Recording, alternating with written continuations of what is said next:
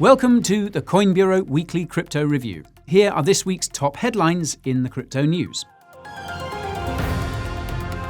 Stellar's plans for MoneyGram. USDC becomes MoneyGram's latest remittance currency as the company continues to expand its crypto offerings. Is XLM the new XRP? BTC plus El Salvador equals never bored. After introducing a subsidy for gas paid with BTC, the Salvadoran government takes profits to build an animal hospital. Why critics are taking issue with this? Big tech gets wrecked.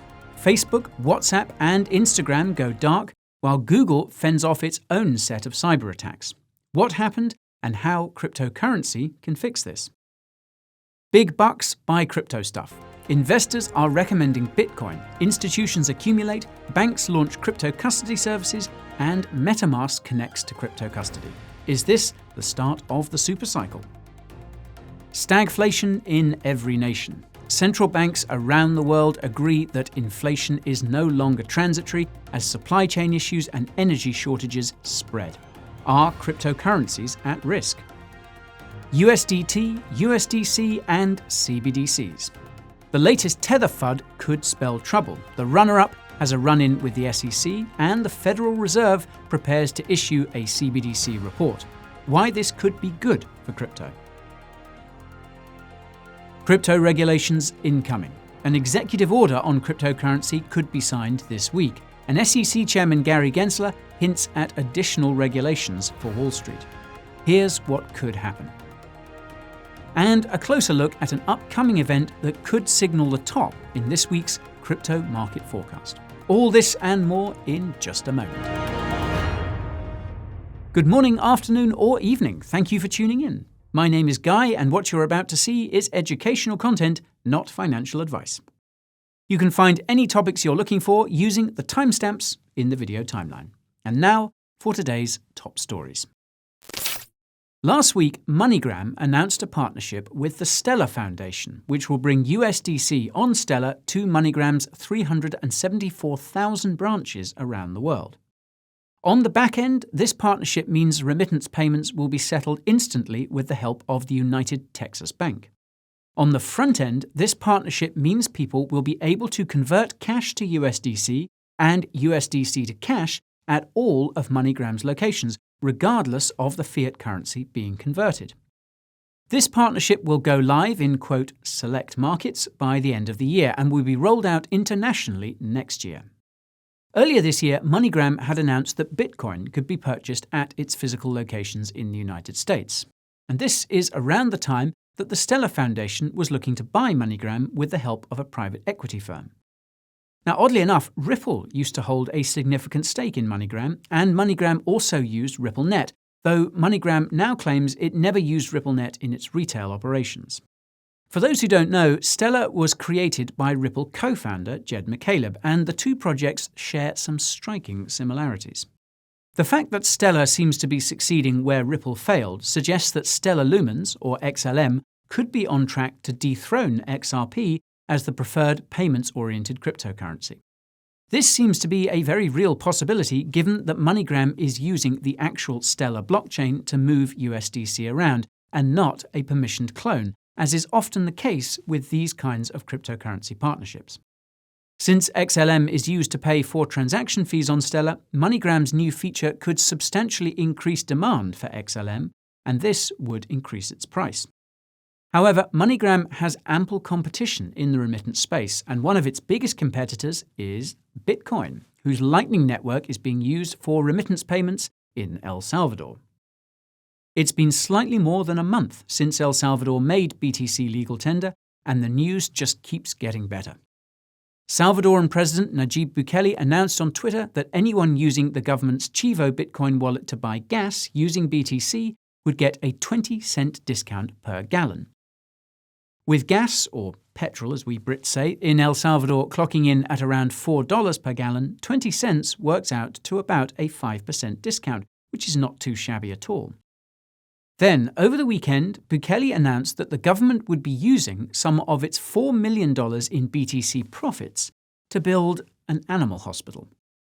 He then clarified in follow-up comments that El Salvador had not actually sold any BTC, but was instead using dollars from part of El Salvador's Bitcoin trust, whose value has gone up over the last month. These two developments were met with some criticism both inside and outside of El Salvador, and one of these critics was Ethereum's own Vitalik Buterin. In a reply to a thread on r/cryptocurrency, Vitalik highlighted the fact that the government's move to mandate businesses to accept BTC goes against the values of cryptocurrency.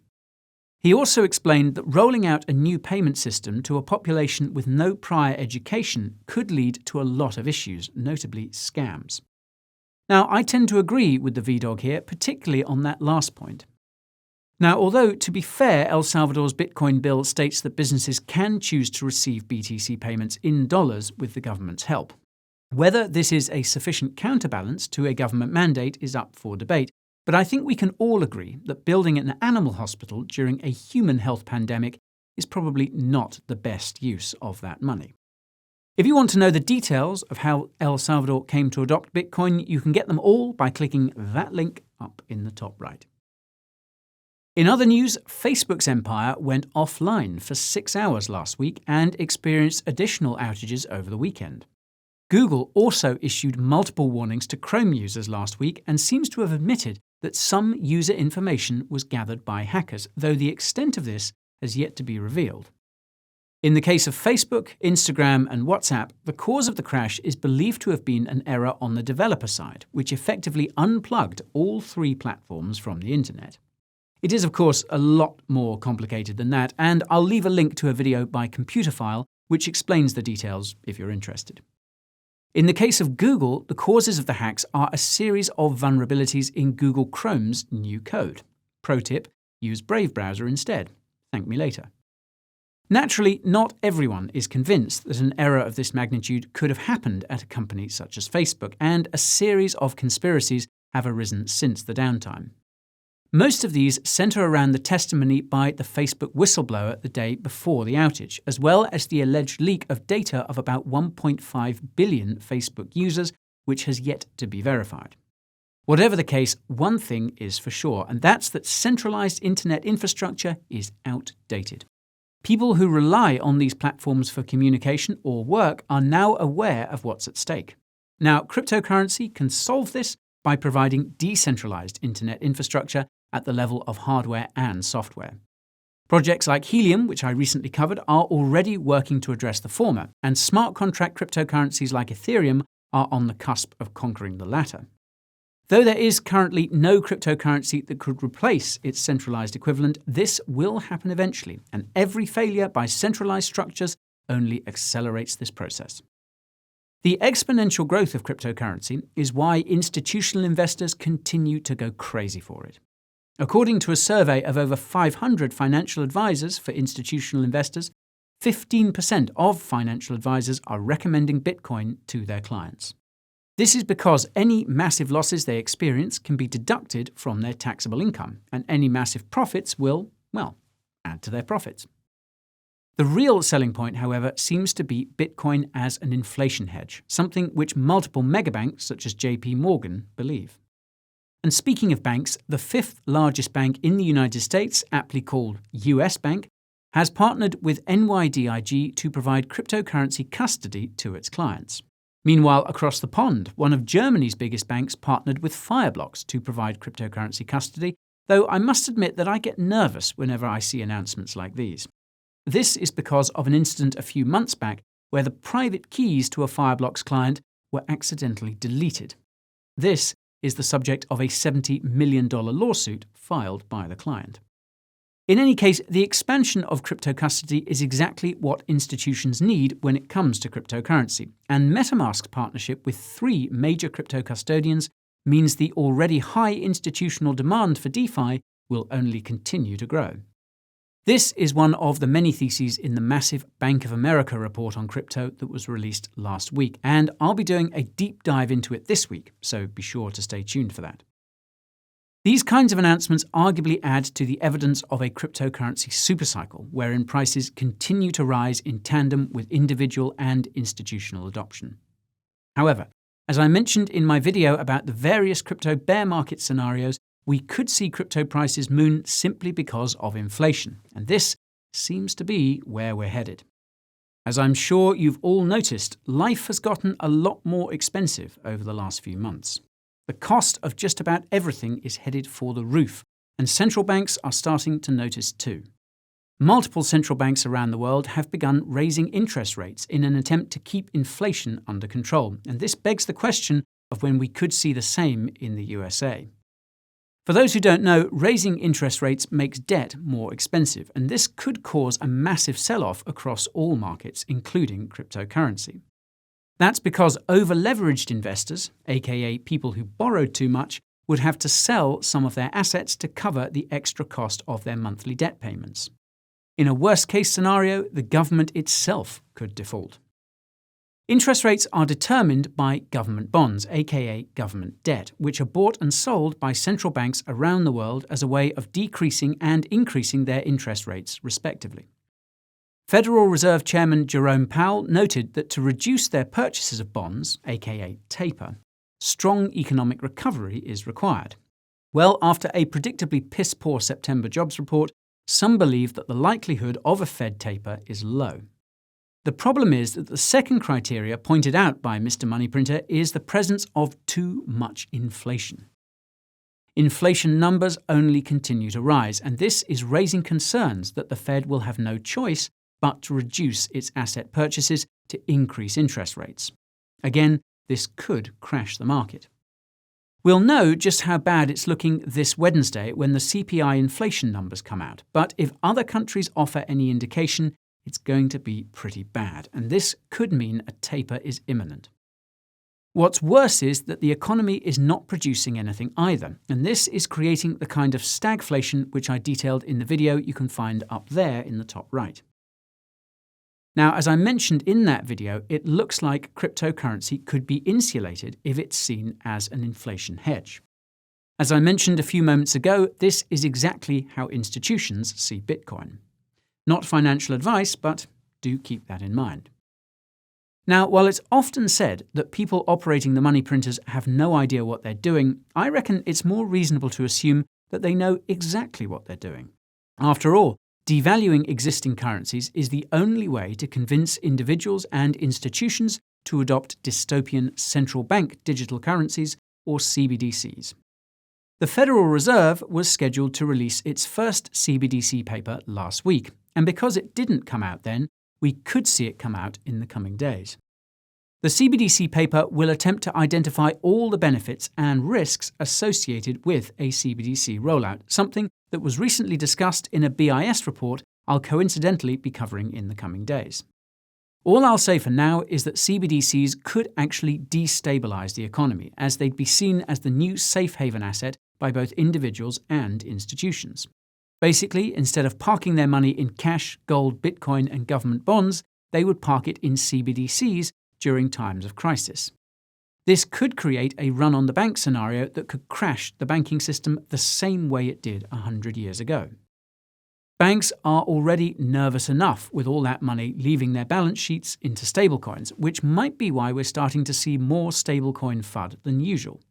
For starters, we have Tether, who allegedly loaned $1 billion USDT to Celsius, calling into question its already questionable reserve composition, which Bloomberg now claims is tied up in short-term Chinese debt.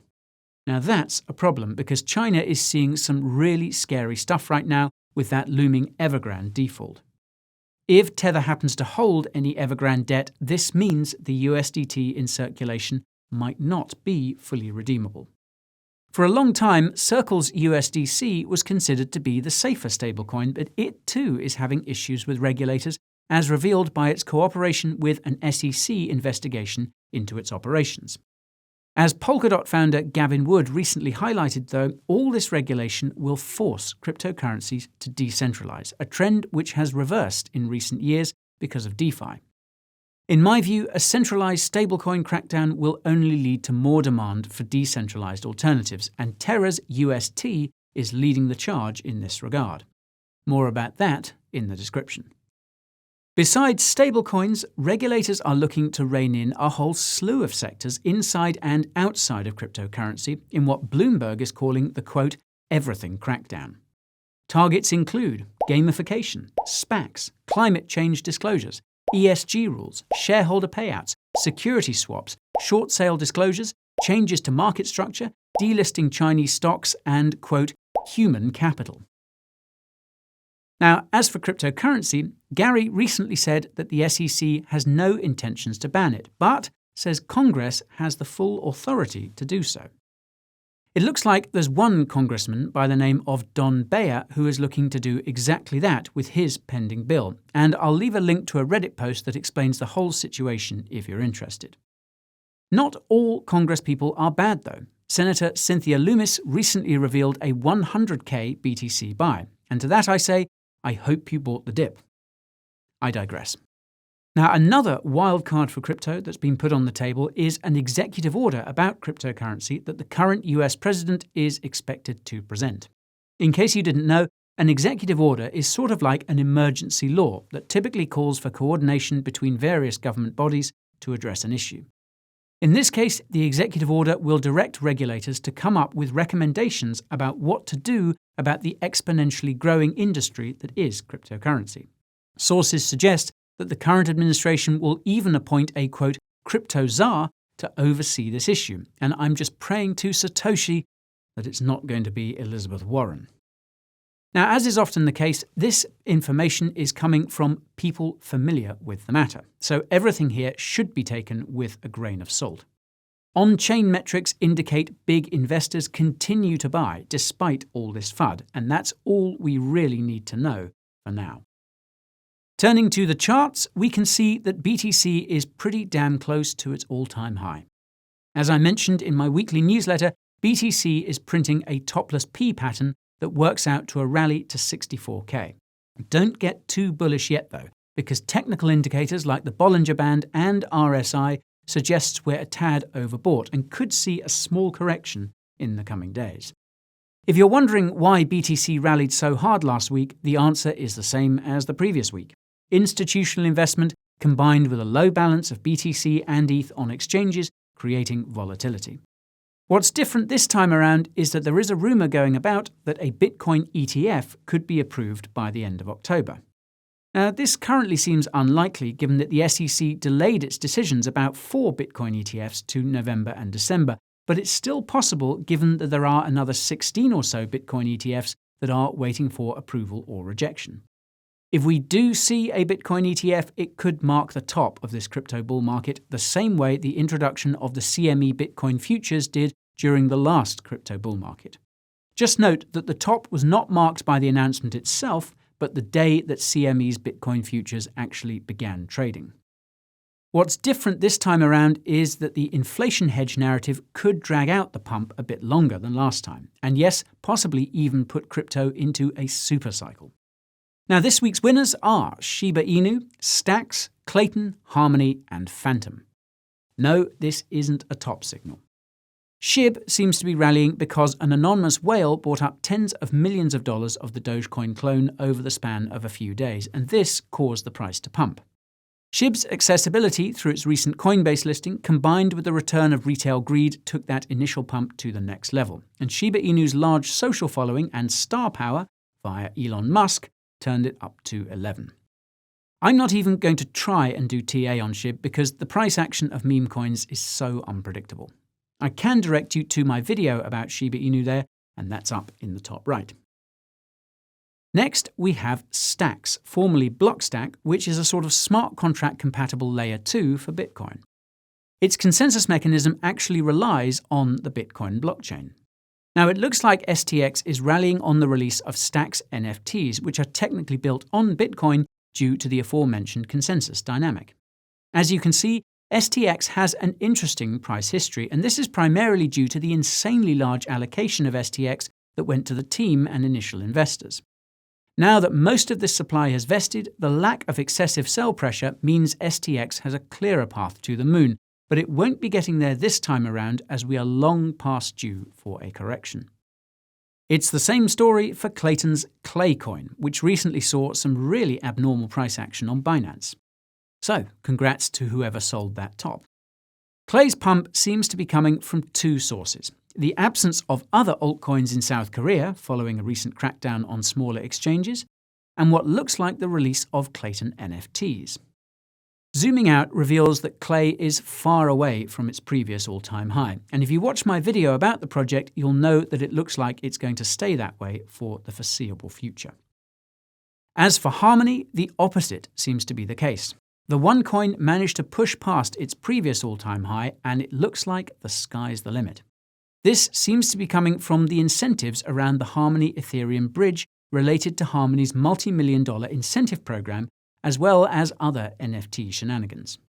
I can't say how high one could go, but I know that its growth will be limited by the absence of a Coinbase listing, something which I know the Harmony team is working on. The same goes for Phantom, whose FTM coin is rallying in response to the initiatives related to its multi-million-dollar incentive program, the most recent of which seems to have been the launch of Yearn Finance on its blockchain.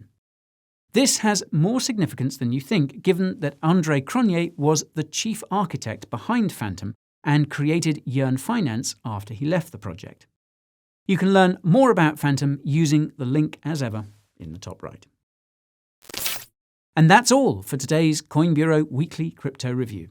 If you enjoyed it, you know what to do. Hit that like button, subscribe button, and bell icon too. If you want more of me, head on over to Twitter, TikTok, and Instagram to get a sneak peek behind the scenes. If you join my Telegram channel, you'll get the daily crypto updates you crave, and signing up for my weekly newsletter is a great way to get the tools, tips, and tricks you need to get paid. And of course, you can support the channel by heading over to the Coin Bureau merch store and picking up a shirt or hoodie, or both. Links to all these resources are in the description. Thank you so much for watching, folks, and I'll see you all in next week's episode.